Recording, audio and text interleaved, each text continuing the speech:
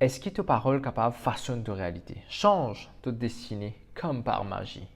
Nous regardons un petit peu ce qui est écrit dans Proverbe 18, le verset 21. La mort et la vie sont au pouvoir de la langue. Quiconque l'aime en mangera les fruits. Déjà, il y a 4 mots qui attirent mon attention. La mort, la vie, la langue, les fruits.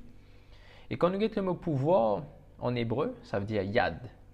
Littéralement, ça veut dire la main. Donc, la mort et la vie sont entre les mains de ta langue. Ta langue, c'est un instrument. Avec ça, tu peux construire quelque chose ou détruire.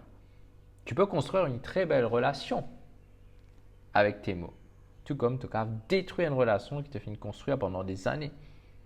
Avec ce que tu dis, avec tes paroles, tu es capable d'encourager une personne. Tout comme tu es capable d'abaisser, humilier une personne. Tout ce qui sort de nous la bouche a une conséquence. Il y a un verset dans Jacques, le chapitre 3, le verset 5. De même, la langue est un petit membre, et elle se vante de grandes choses. Voici comme un petit feu peut embraser une grande forêt. Tu vois avec ta langue, avec ta bouche, ce qui te fait faire. Tu peux m'édifier d'un grand la forêt. Nos paroles, ils produisent une conséquence bien réelle. Et ici, quand ça parle de la vie, ça parle de la mort, ce n'est pas forcément la mort physique. Ça parle de sagesse, de bénédiction, de paix, de relations saines, de croissance. Et quand ça parle de la mort, ça parle des conflits, destruction, la honte, le péché, la séparation, parfois même la mort physique. Et on l'a vu, Andy Moon qui constamment critique ce partenaire, il n'est pas pour détruire lui physiquement, mais il est capable de détruire la relation. Donc, à cause de ces paroles, sa relation-là finit d'être détruite, finit mort. Et quand il est dit que quiconque l'aime en mangera les fruits, tu finis de comprendre que ce que tu dis, c'est une semence. Tu pour récolter quelque chose. Tu vas en manger le fruit. Ce qui te dit d'y produire un fruit. Tu n'es pas capable de dire une mauvaise quitteuse sur toi et expecte qu'il y a des bonnes choses qui t'arrivent.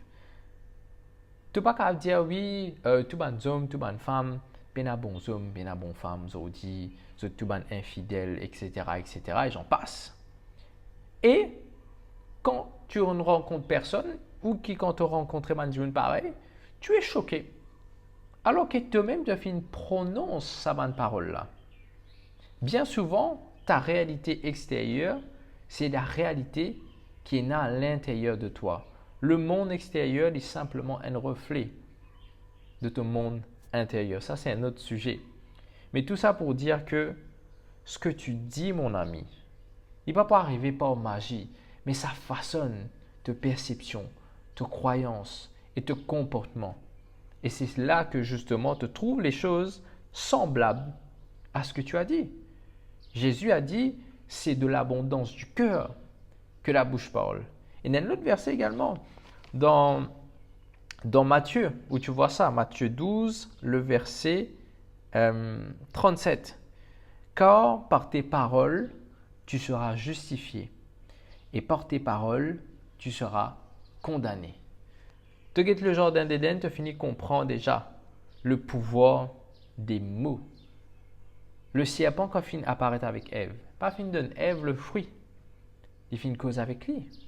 Dieu a-t-il réellement dit? Après, il dit, vous ne mourrez point. Donc, Ève, ici, les atteint une parole du Seigneur.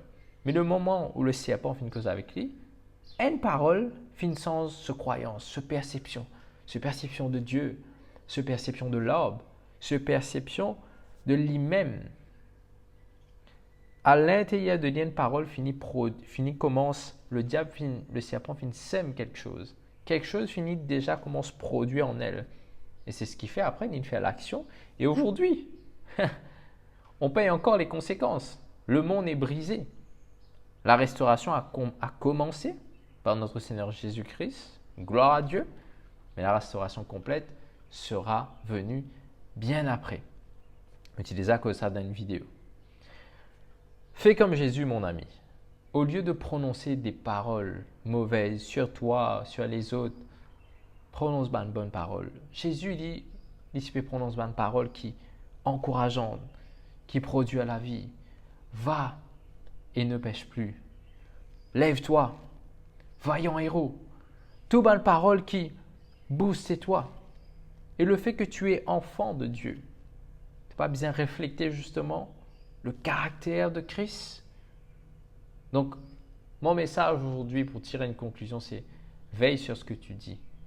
Avant tout, l'autre toi-même et sur ce que tu dis des autres. Est-ce qu'il te permet la vie ou la mort dans ta vie, dans la vie des autres? Sois béni.